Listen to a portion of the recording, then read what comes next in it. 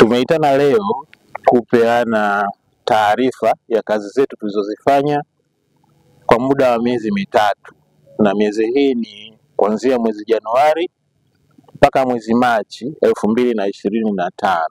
Tumeweza kufuatilia miradi ya maendeleo ambapo kiasi cha shilingi milioni 14,221,000 kiliokolewa katika ufuatiliaji wa miradi ya maendeleo.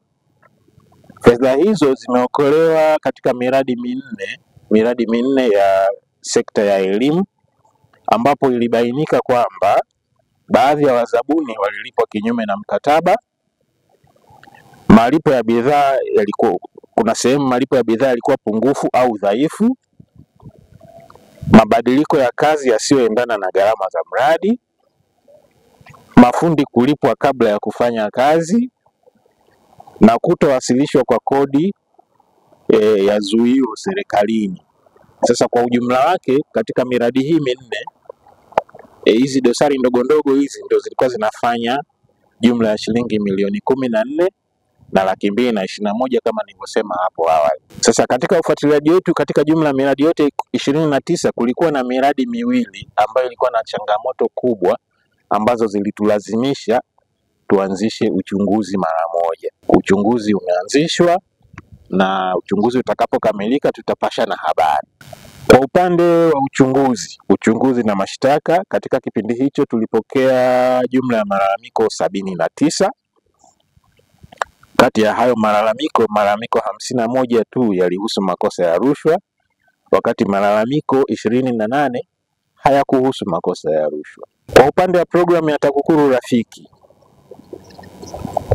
katika kipindi hiki programu ya TAKUKURU Rafiki ilipata mafanikio makubwa katika kata 2.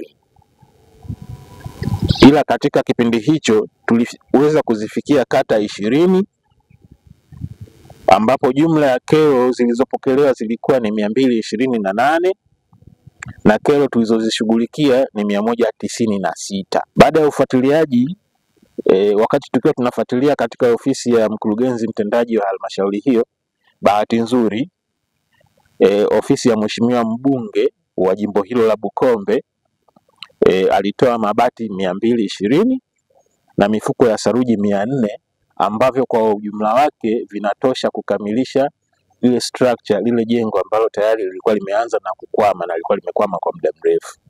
Kwa hiyo hayo yalikuwa ni mafanikio kwa upande wa programu ya TAKUKURU Rafiki. Sasa katika kipindi hiki tukiendelea na kazi zetu, tukiwa tunaelekea uchaguzi mkuu, msisitizo zaidi utawekwa katika kuelimisha umma, ikizingatiwa kwamba mwezi wa 11 taifa liko katika mchakato mkubwa kabisa wa kupata uongozi kupitia uchaguzi mkuu. Basi nisisitize, niwaombe wananchi kama vile ambavyo tumekuwa tukishirikiana mpaka sasa, waendelee kutupatia taarifa. Tumekuwa tukipata ushirikiano mzuri kabisa kutoka kwa wananchi, wanatupatia taarifa nzuri kabisa ambazo zimekuwa tukifanya nazo kazi vizuri kabisa kila eneo katika mkoa mzima wa Geita. Basi niwaombe waendeleze ushirikiano katika eneo hilo ili tuweze kufanikisha pia zoezi hilo kwa ufasaha.